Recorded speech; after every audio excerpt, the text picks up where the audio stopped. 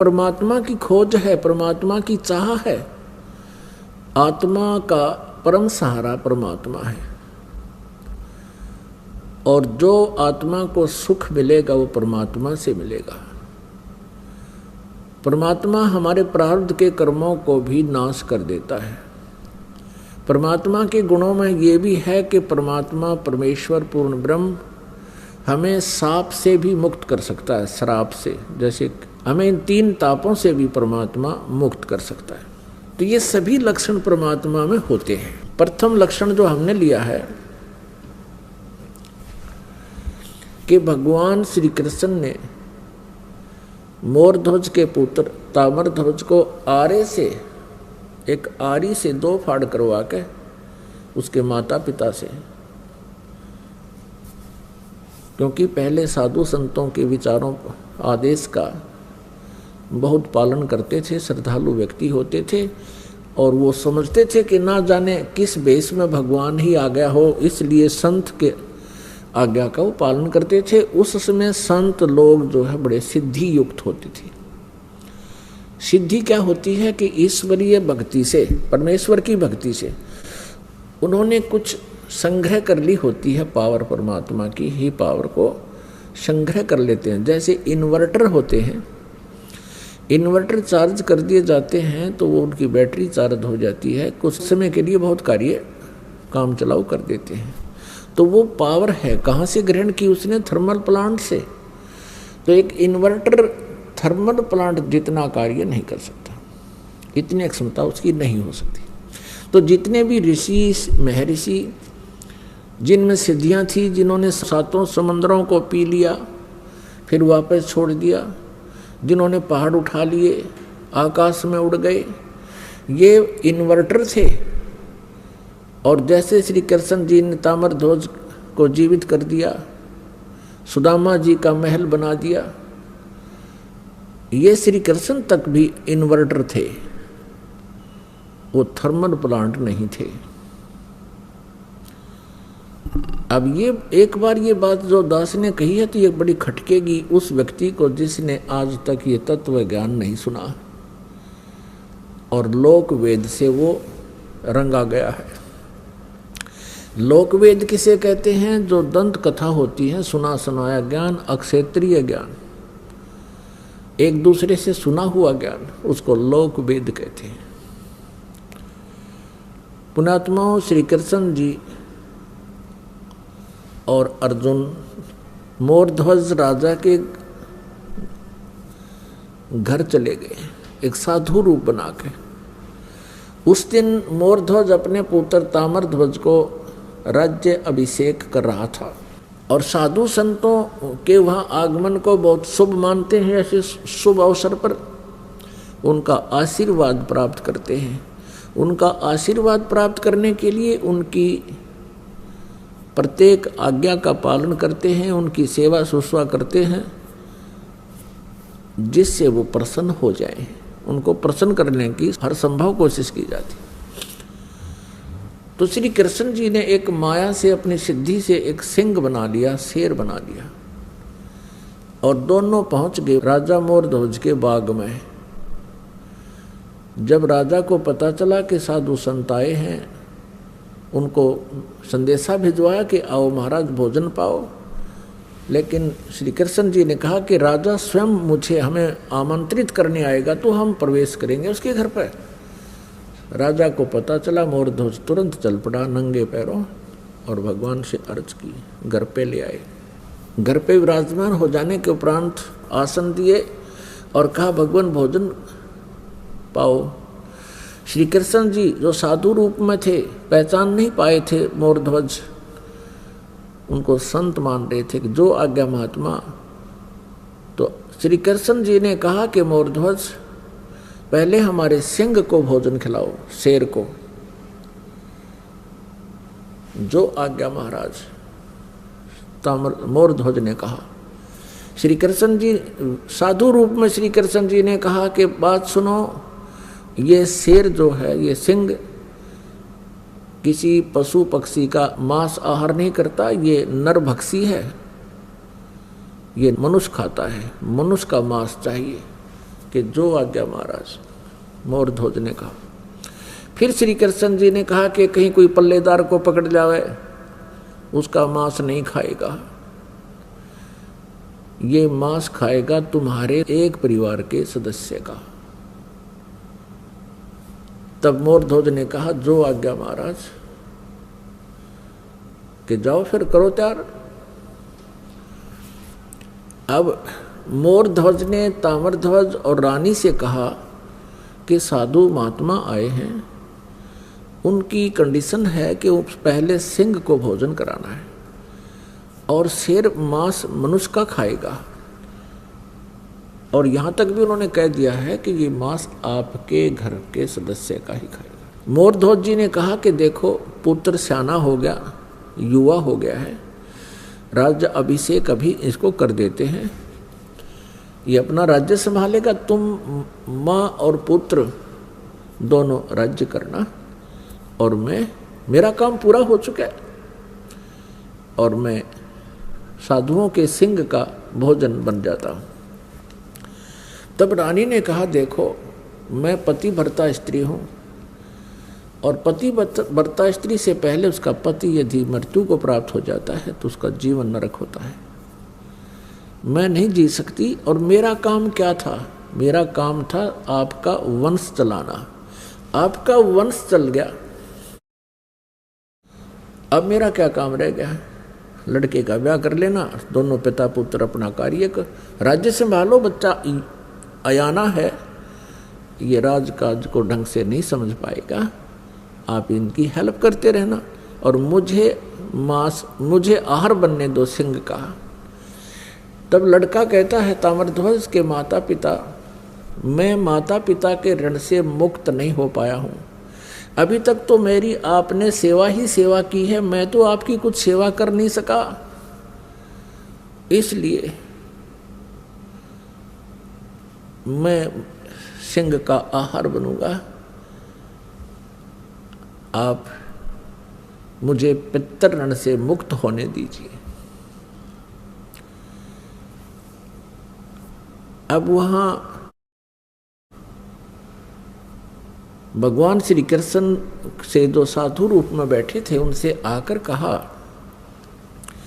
उन्होंने सारी कहानी फिर दोबारा दोहराई और कहा भगवान आप ही फैसला कर दो। तब श्री कृष्ण साधु वेश में विराजमान श्री कृष्ण जी ने कहा कि राजा और रानी यानी अपने पुत्र ताम्रध्वज को आरे से 2 फाड़ करें, और तुम्हारे पुत्र का मांस ये शेर खाओगा, सिंह खाओगा। जो आ गया, आरा उठा लिया, एक तरफ माँ खड़ी होगी, एक तरफ पिता, और लड़का लिया बैठा, और एक बात और कही कि यदि किसी के भी तुम्हारे आंसू आ गए, तीनों में से सिंह भोजन नहीं करेगा। अगदी जो आज्ञा आपकी। तो जब वो चीरने लगे, कहा कि इसको 2 फाड़ कर दो, बायां लेफ्ट जो है पार्ट ऑफ बॉडी, बायां हिस्सा शरीर का शेर नहीं खाएगा, ये अपवित्र है, केवल दायां हिस्सा ही खाएगा, बाएं को फेंक देना, दाएं को उठाकर पकाना है। ये बात सुनकर के उस समय आरा चल रहा था, ताम्रध्वज की आंखों में आंसू आ गए।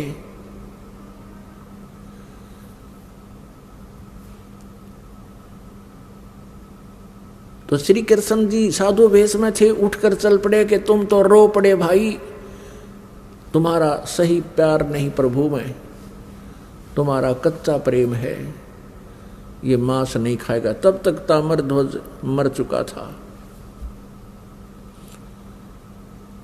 अब मोरध्वज कहता है कि हे भगवान, बालक था, इसको समझ नहीं थी, मुझे चीर लो, मैं नहीं रोऊंगा।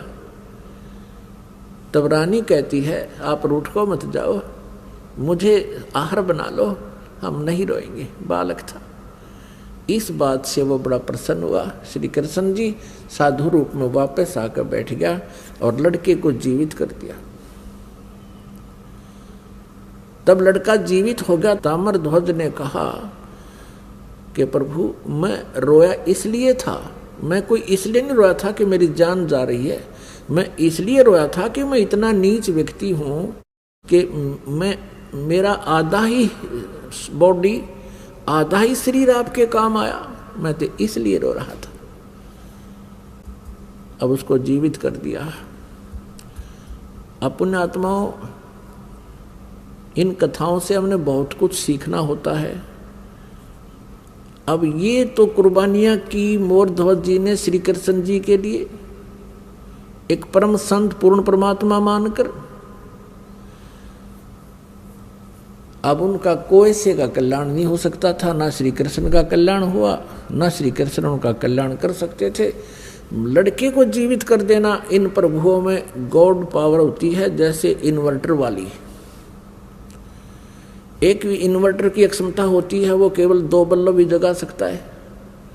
एक इन्वर्टर की ऐसी क्षमता होती है कि वो कूलर भी चला दे, 2-3 बल्ब भी चला दे, और कोई छोटी मोटी हैंड पंप की मोटर भी चला दे, आधे हॉर्सपावर की। लेकिन फिर भी वो अक्षमता उसकी कंप्लीट नहीं, पूर्ण नहीं होती, पर्याप्त नहीं है। और थर्मल प्लांट से 3 फेज की लाइट चला दे, डूंडा ठा देते 10 हॉर्सपावर की मोटर हो और पूरे पंडाल ने चमका दे। तो ऐसे अंतर है इन भगवानों में। अब यहां आप जी के लिए इसका एक निष्कर्ष निकाला है परमेश्वर कबीर जी ने। कहते हैं, महिमा की जय संत की, तन मन धन सब दे, सिर मांगे टाड़ा नहीं, मोर ध्वज लख ले। कि संत, जब परम संत तुम्हें मिल जावे उस समय, उस संत की इतनी आदर सत्कार और आज्ञा का पालन करना। यदि सिर भी मांगे, नाटना नहीं, सिर मांगे टाला नहीं, मोर ध्वज लख ले, मोर ध्वज को देख लो। पुण्यात्माओं, अब अकाल गिर गया साधु संतों का इस कलयुग के इस पीरियड में। ये नकली, पाखंडी और डोंगी, इनका सत्कार हो गया है और इन्हीं का बोलबाला हो रहा है। इन्होंने बैठा दिया भक्ति का और भाव खत्म कर दिया भक्तों का। अब पुण्यात्माओं, इस लक्षण से हमने श्री कृष्ण जी को परमेश्वर मान रखा था कि उन्होंने मोर ध्वज के पुत्र ताम्रध्वज को आरे से 2 फाड़ करवा के जीवित कर दिया। यही श्री कृष्ण जी अपने सगे भांजे अभिमन्यु को जीवित नहीं कर सके, जो महाभारत के युद्ध में चक्रव्यूह के अंदर मृत्यु को प्राप्त हो गया था।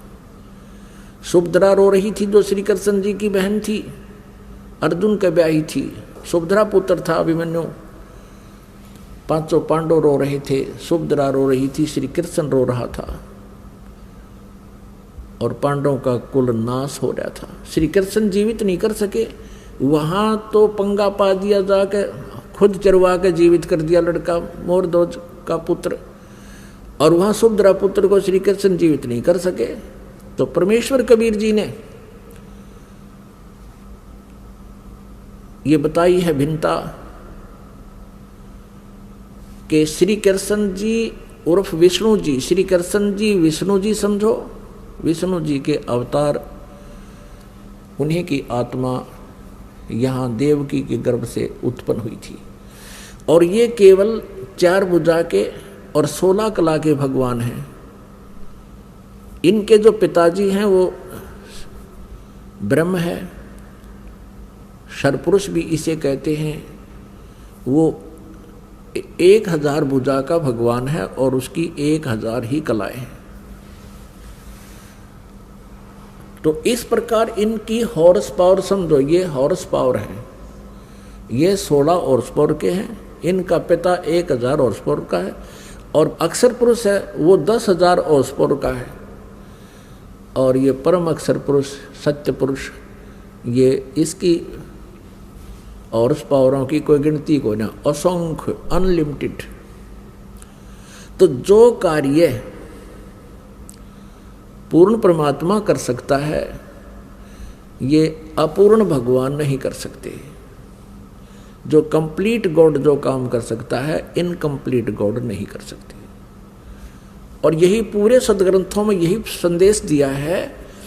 श्रीमद् भगवत गीता जी में यही कहा है कि अर्जुन तू सर्वभाव से उस परमेश्वर की शरण में जा। गीता जी अध्याय नंबर 18 के श्लोक नंबर 62 में और 66 में, दोनों में ये प्रमाण है। लेकिन 66 वाले को तो इन्होंने घुमा रखा है, वर्तमाने आना कर रखा है, जबकि वर्तमाने जाना होता है। और उसी की कृपा से ही तू परम शांति को और सनातन परम धाम को प्राप्त होगा। अब यह प्रसंग है कि वो मोर ध्वज के पुत्र को तो जीवित कर दिया, अब सुभद्रा पुत्र को श्री कृष्ण जीवित क्यों नहीं कर सके? क्योंकि अभिमन्यु की आयु सीमा प्रारब्ध इतना ही था। अब अभिमन्यु का प्रारब्ध इतना ही था, उसकी आयु शेष नहीं थी। तो ये भगवान आयु नहीं बढ़ा सकते। इस टूटे फूटे शरीर को ये जोड़ तोड़ कर सकते हैं।